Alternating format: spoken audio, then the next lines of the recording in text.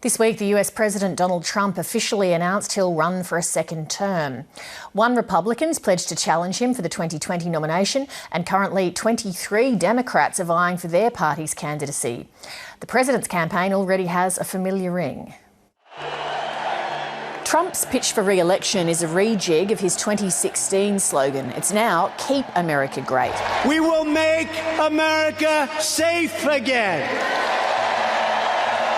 And we will make America great again. In an unusual move, President Trump has allowed an American network open access to the White House. The exclusive was with ABC journalist George Stephanopoulos, who spent 30 hours interviewing the president. If somebody called from a country, Norway, we have information on your opponent. Oh, I think I'd want to hear it. You want that kind of interference in our elections? It's not an interference. They have information. I think I'd take it. Someone else who's closely following the Trump presidency is author Michael Wolff.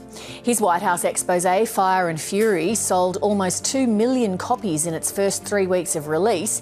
He's now published a sequel, Siege, Trump Under Fire, looking at the second year of the Trump administration. Michael Wolff, thanks for being with us there in London on your book tour. Donald Trump has announced his intention to run for president again in 2020. From what you've seen about how the Trump administration's functioning in your book research, how do you rate his chances? Well, I've primarily seen that the Trump administration doesn't function, certainly doesn't function very well. So I'd rate his chances as low, if not nil. I think it's a really uphill battle for Trump. Here's a person who is really not interested in campaigning, doesn't understand the nature of campaigns, doesn't really have anybody to run his campaign. And on top of that, his numbers have not appreciably increased since he got into office. So I would, if I were a betting man, I'd say bet against that. You write in Siege that it's an emotional state, not a political state, at the heart of this book. What does that mean? Well, I don't really think that Trump is interested in politics. I don't think he's interested in policy. I think he's interested in attention. He's interested in rousing the crowd, rousing the beast.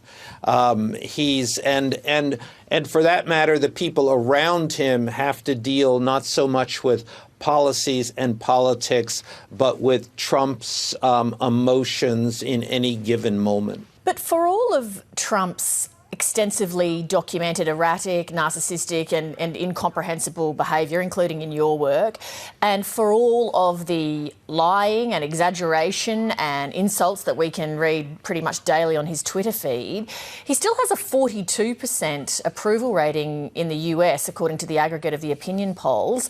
And a lot of the factors you outline were in place at the time of the last election as well. So why does none of that ever seem to particularly matter? First thing, that's a very, very exceptionally low approval rating, unmatched by any post-war president. He has not expanded his base, by one person beyond the base that got him elected in the first time around. And although he was elected president, he lost by 3 million votes. Yes, he was elected. Yes, he managed to thread the needle, the Electoral College needle. In part, he was able to do that because he had a visionary running his campaign, Steve Bannon. Right now, he doesn't have that. As a matter of fact, it's an incredibly weak field of people running his campaign. And again, he is himself more in a position. He is the man running things. It is a one-man show. In your book, you write of the Mueller investigation into the Trump campaign's alleged ties to Russia, and you reveal that around March 2018, Mueller's team was contemplating an indictment of the president and that there was a draft indictment. Before I ask you in detail about that, Mueller's office has said that no such draft indictment exists. What do you say to that? Well, that's actually not what they said. They said the documents as described do not exist. So I would call that a non-denial denial.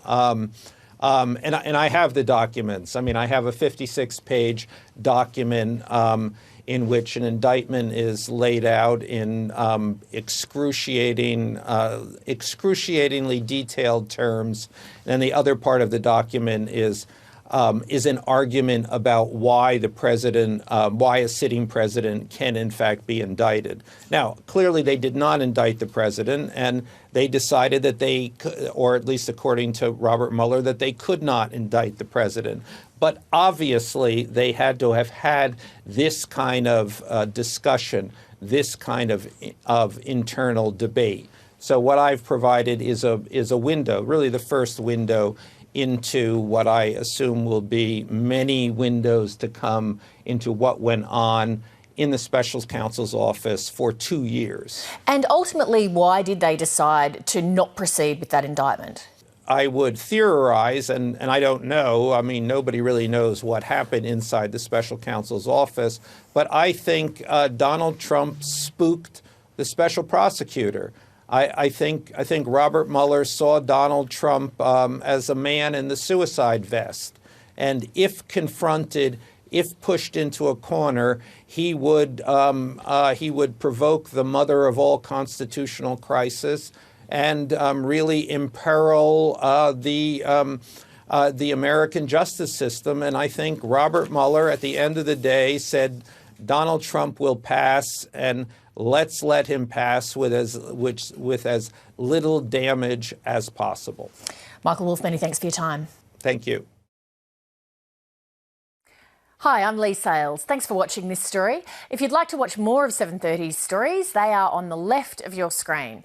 And tap on the button below to subscribe and get the latest from ABC News.